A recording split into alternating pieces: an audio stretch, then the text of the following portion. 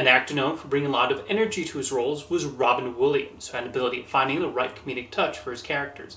However, he also understood the more sensitive side of the people he played, and I think that combination is what still makes him such an endearing actor to many. And I'm going to celebrate some of those performances and count down my favorites of his, which range from both the comical to the more serious, starting with Dr. Malcolm Sayer in Awakenings. One of his serious roles, Williams depicted the connection Sayer tends to have with his patients and a genuine desire to help them. He was often so good at depicting that empathy in a lot of his roles, and most impressively comes across completely believable as a doctor. We see someone striving to find the best medicine, and he shares some particularly nice scenes with Julie Kavanagh as the nurse who helps him with his medical ideas. He also has a lot of great scenes with Robert De Niro as one patient who he helps get out of his catatonic state, and they form an interesting friendship with each other. His performance in Awakening showed he absolutely had the ability to play these quieter roles, even though they are not necessarily the first ones that people think of. Williams helps create that investment in his research and medical experiments and giving us an understanding of what he's trying to do. Amand Goldman in The Birdcage, and now one of his comic roles, playing the owner of a drag club. What Robin Williams does so well is depict Amand wrestling between the two people who he cares deeply about in his life. Whether it's helping his son deal with his potential in-laws or his interactions with his partner Albert, we see him wanting to appease them. There are several hilarious scenes that showcase Williams' comedic skills, including the parts where he choreographs the nightclub act or tries to keep a dinner under control as several complications are thrown in. The scenes he shares with Nathan Lane as Albert are hilarious, and they bounce off each other really well. One of the comedic highlights involves trying to teach Albert to act more stereotypically masculine, and we see Amand trying his best. I think what makes The Birdcage work so well is its genuine and sincere interest in showing the life of this gay couple. They just want to live their lives and be their true selves, despite society having other ideas. Robin Williams finds that comedy, but also brings a lot of nuance to the role, even as the story gets wackier and things escalate. Seymour Parrish in 1 Hour Photo, a very creepy performance. Robin Williams is able to tap into the mindset of this obsessive photo lab technician. The film depicts the surprising amount of trust we used to place on those who developed our family photographs, and what could happen if someone became a little too invested in our lives. Williams successfully portrays the darker side of Seymour's personality and the way he tries to insert himself into this family. There's an awkwardness to the role that suits the character perfectly and ups the tension in several scenes, as it's uncertain when he might explode or cause a scene.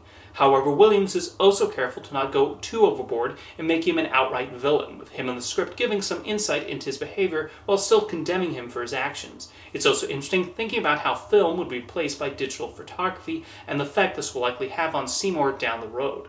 There are multiple dimensions to the character and the way he tries to become a part of this family through manipulative means, and Williams portrayed that excellently. Perry in The Fisher King. Playing a homeless man, on the surface, Perry seems like the expected out-there Robin Williams character, but there's a lot more under the surface. He's depicting someone who's been traumatized by his wife's death, and Williams shows how he tries to hide that away through the Arthurian quest he has created in his mind. There's absolutely a sympathy from there, and his interactions with Jeff Bridges, the former radio show host who may have been partially responsible for what happened, nicely show their development over the course of the film. One of the best scenes is one where they're just lying in Central Park. The film eventually develops into a love story with a woman played by Amanda Plummer, and those scenes are very sweet.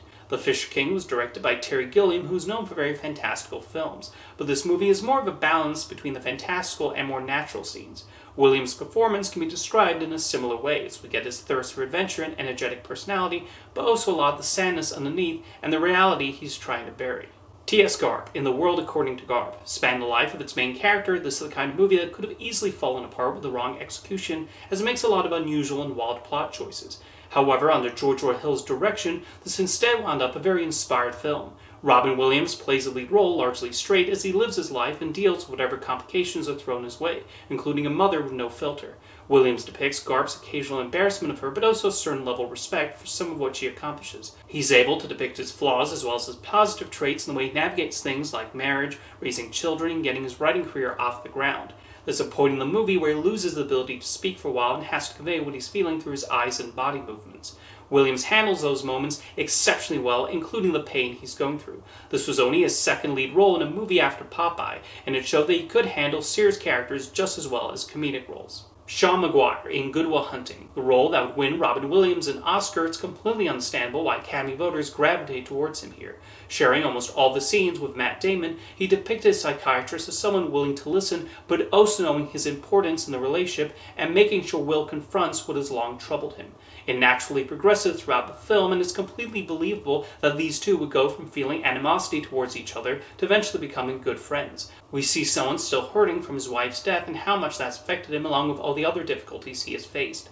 The few times Williams does bring his comedic abilities to the role, they feel natural and fit the character. Then there's the famous big emotional moment with him finding the perfect angle to play it. He even ad-libbed the final line in the movie, a nice capper to their relationship and to Will's story. This is quite an understated performance, making it even more impressive he would win the Oscar. He finds a way to provide that impact, but without overshadowing the film's lead protagonist. John Keating in Dead Poets Society. This has become the poster child for the inspirational school drama, and I think one reason it resonates is Williams' performance.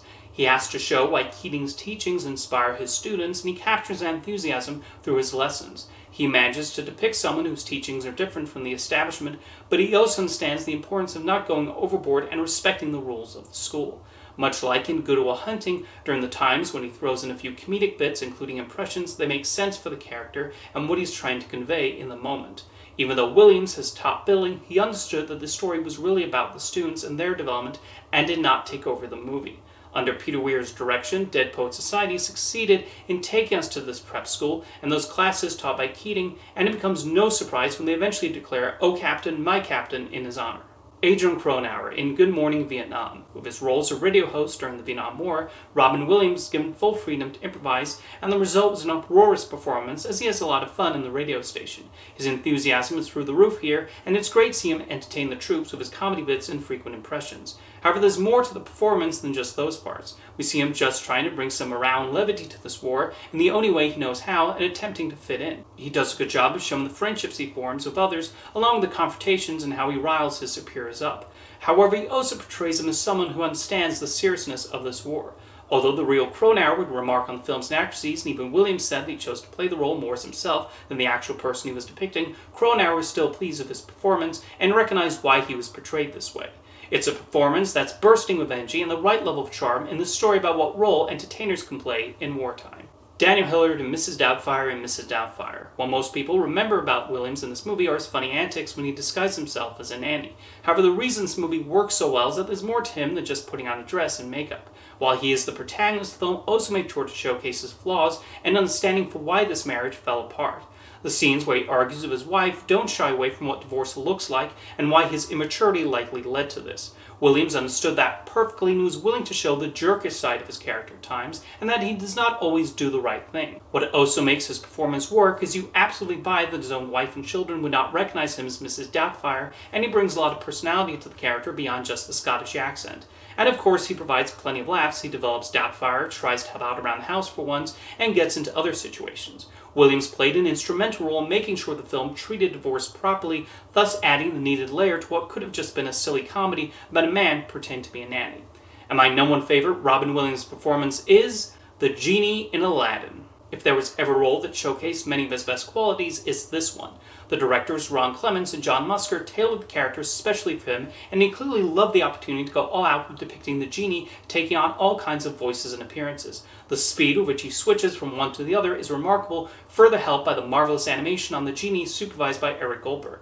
As soon as he makes his entrance, he provides several hilarious bits and impressions. Even when watching Aladdin as a child and not knowing everyone he impersonated, that did not prevent them from being funny. He brought the same level of energy to the songs, with Friend Like Me and Prince Ali providing the biggest showstoppers in the movie. However, it's not just the musical numbers and comedy routines that make the genie and Robin Williams' performance so endearing. His friendship with Aladdin is wonderfully developed, along with his own desire to just see him do the right thing and not just rely on this prince ruse to win Jasmine's heart. He depicts his wish to be free with the needed emotion, and when Aladdin finally grants that wish for him, the genie's excitement and his appreciation towards his new friend comes through.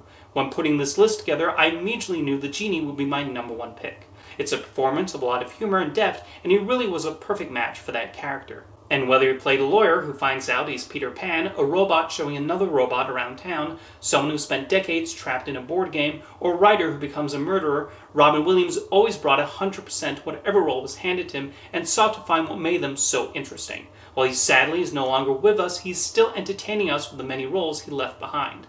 The laughter and the emotions he brought to several characters will never go away and will always be there for us to revisit or see for the very first time. Now let me know in the comments what your favorite Robin Williams performances are, and I'll see you next time.